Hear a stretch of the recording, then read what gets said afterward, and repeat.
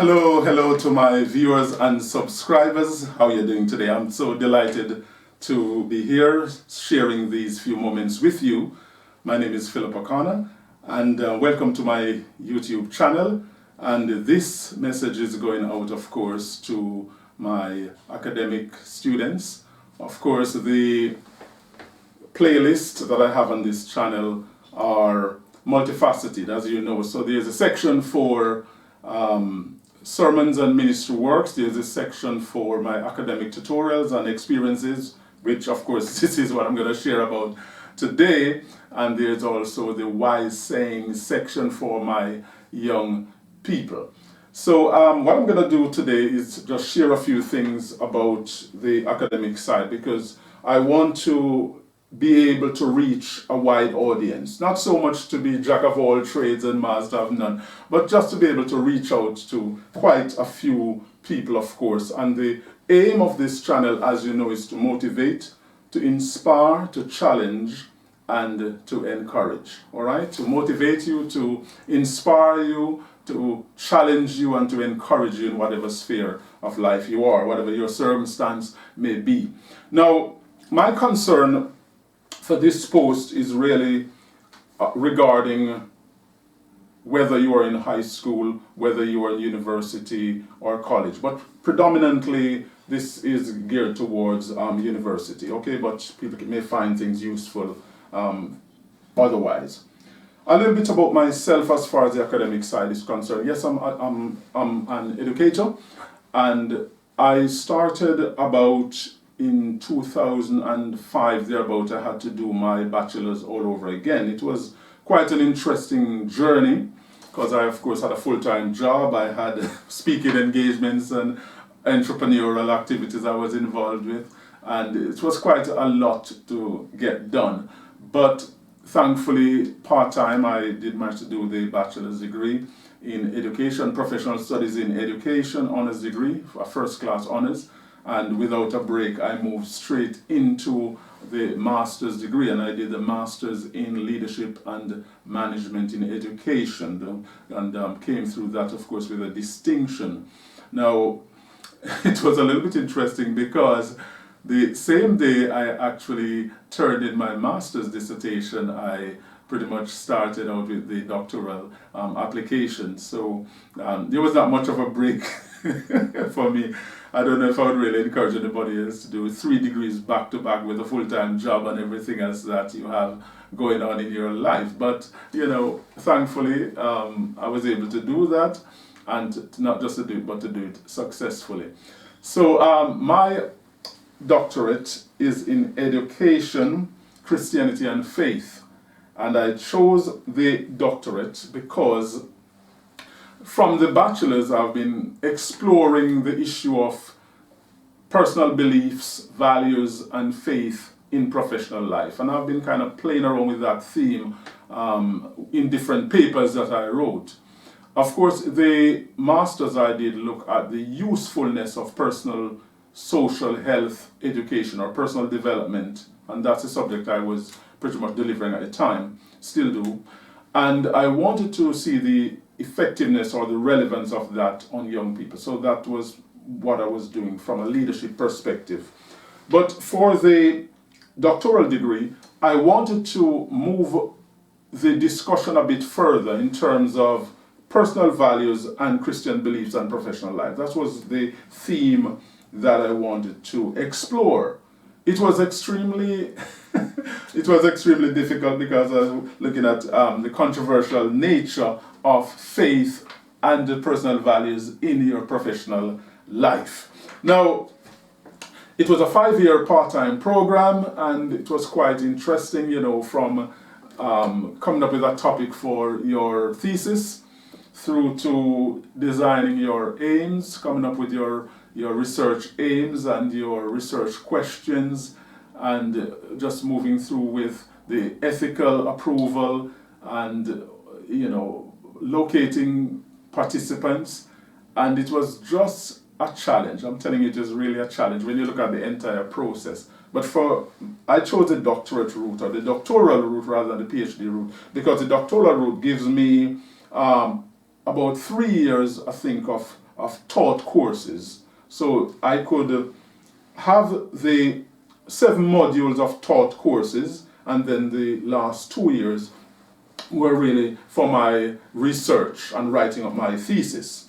Now, one of the modules in the taught course was writing for publication, and my assignment then, of course, as was all the other students, there are about 22 of us in our group. I think it boiled down to about maybe 17 or less, and then so far it's only about maybe 5 of us have actually completed so far, and it's very challenging to balance work with doing a doctorate. It's very difficult.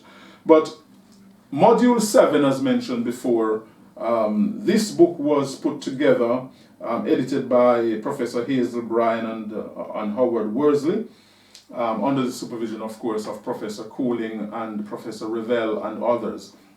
So my contribution is chapter 5 in this book. And this was to commemorate the 50th anniversary of Christ Church University. So this was brought about as a result of the 50th anniversary of the university, and this book was published. So my chapter 5 in this book, and it is entitled The Sustaining of a Christian Teacher's Career in a Secularizing Context, and that's the article. And the book is Being Christian in Education. So that was my contribution to that, and of course was part of the module 7. Now, the next major piece of work I had to do was my thesis, and it's a whole process. Oh dear, I don't know where to start with that. Extremely difficult, but you can do it. And I'm here to encourage you, whether you're doing a master's dissertation or you're writing a PhD doctoral thesis, I want to encourage you that it can be done and it will be done. All right? I know it's very difficult for now in the pandemic, of course. Maybe you're not having face-to-face learning and the tutorials and all the other things that you would have normally had face-to-face with your lecturers. Sadly, you're not having those done. No doubt it's extremely difficult for you, and you may feel under-supported. You may feel that your supervisors are not there for you in the way that you'd want them to do. But of course, as we go forward with this channel and these videos, I want to just encourage you how you can actually work through that process. Okay, I'll be talking to you about time management and kind of looking at the chapters individually. So for example, to put forward your introduction, your chapter 1, 2, 3, your literature review, setting the scene for your thesis, your methodology and methods chapter, your participants and your demographics and how you're going to do that, and of course your findings, your analysis, chapter 5 maybe for you, and your implications chapter, your conclusion, and of course writing your abstract, which you normally do last, of course, and that's another whole skill in writing your abstract.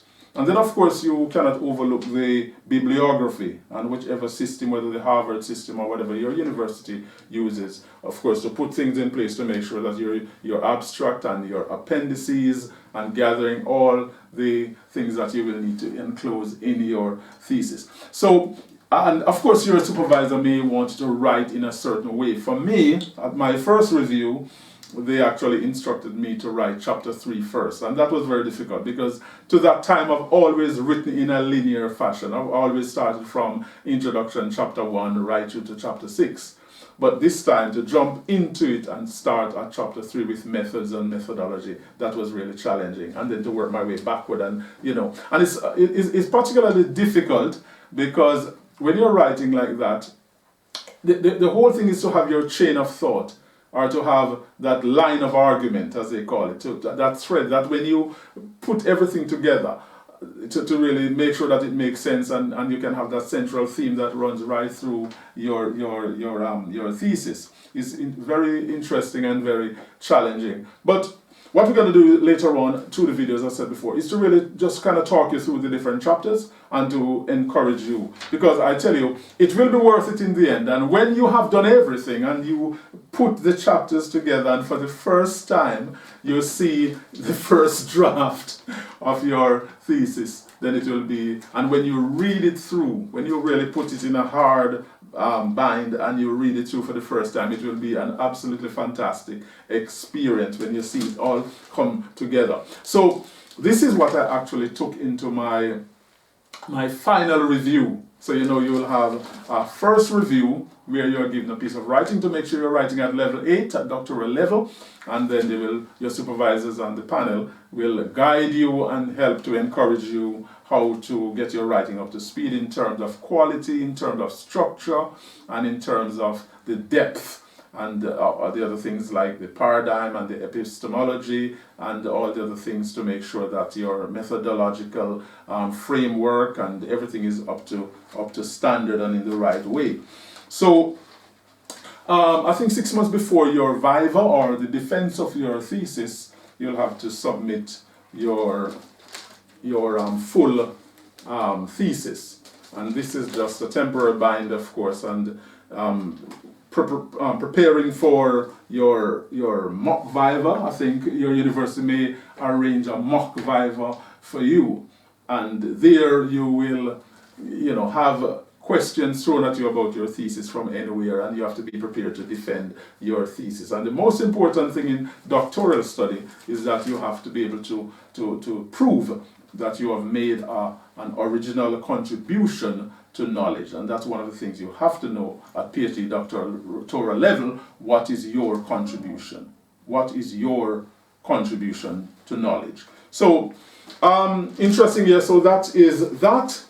And it is important and interesting, of course, because from that, after you have gone through writing your thesis, your supervisors drafting, redrafting, and drafting and redrafting chapter after chapter. It's a laborious process. It's very difficult, but yes, it can be done and it will be done. Okay? So you have to be resilient. You have got to be tough. You have got to have the strength of character, not to take things personal. Okay, but when you're given feedback, you take them on board. Sometimes they may be conflicting because you have 2 or 3 supervisors and the panel chair reviewing your work, and you have this big list of recommendations and feedback as to how to make your work better. Sometimes you may feel conflicted, but you have to, at the end of the day, remember that you are the one who have to stand before that panel on your viva or your oral defense to defend your thesis, and you have got to be able to do that. So when all of that is done and you have been signed off, and thankfully what a day of rejoicing that will be when you stand before the professors and your supervisor will be sitting behind you somewhere in the corner of the room, and not being able to say anything, of course, because you're there with your internal supervisor and your external supervisor. If you are a lecturer at the institution, things will be a little bit more different.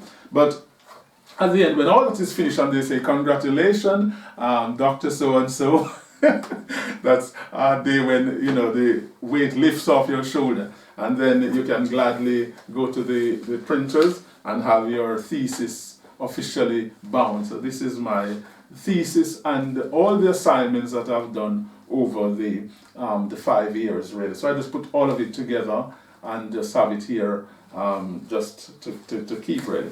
Now, may I just say quickly as I wrap up this session with you, because this is just like just an introductory talk. We'll be going into details some more.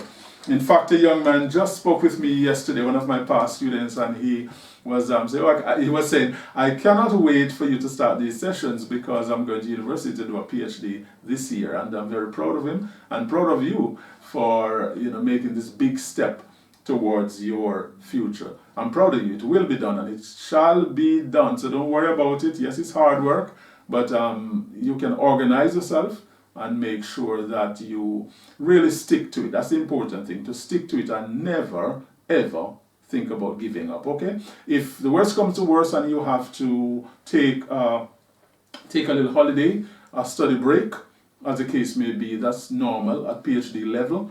things happen. I told you some time ago how when I was doing my master's I had a death in the family, and I still managed to submit on time because I had my thesis ready, my dissertation ready a week before. And that's something we can talk about in time management and structure as well, just to work ahead of yourself and be flexible. Sometimes you have to change your plans because things can happen outside of your control. But as I end this session, one thing you must do, which I have done at great expense, when you have gone through all that you have gone through and you have completed, you have had your graduation, you have had your proud moment. Of course, my aunt in Atlanta did that for me. I don't know how she did it. It's just absolutely fantastic. But it's really, really wonderful. But one thing you must do is take the time to celebrate. And I forgot to take my mug in. Another time I'll take my mug in, but I did also have a mug. And this is my celebration booklet. So I designed this and wrote this little celebration booklet.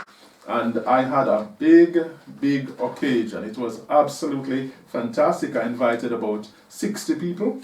And we had a conference room at a 4-star hotel, and it was beautifully decorated. I probably can share some of those pictures at some point. I had a program. I made an official program. There was dinner, and it was a real wonderful occasion. And of course, I just look back over the experience, my viva. So I had the waiting room for my oral defense and my supervisors and the examiners, of course. And the examiners, and the moment when I was called in and given the verdict of my success, you could say, and the thank you card I wrote up well ahead to say thanks to my supervisors and my examiners long before I even did the exam. I had actually gone ahead and done that by faith.